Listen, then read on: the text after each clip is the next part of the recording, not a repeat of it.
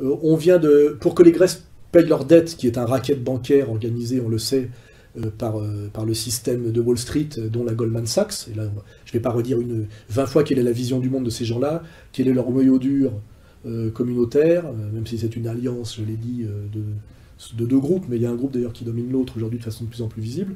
La Grèce, c'est un peu ce qui est promis à toutes les nations d'Europe si nous ne faisons pas la révolution rapidement.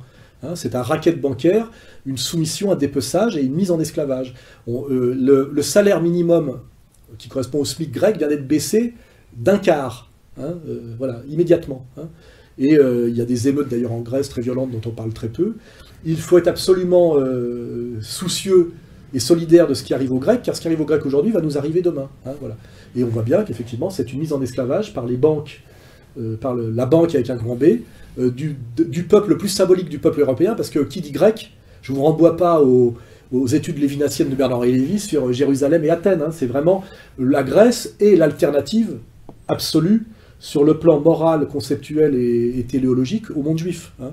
Et la destruction de la Grèce par le système de domination bancaire est un symbole absolu pour l'Europe. Hein.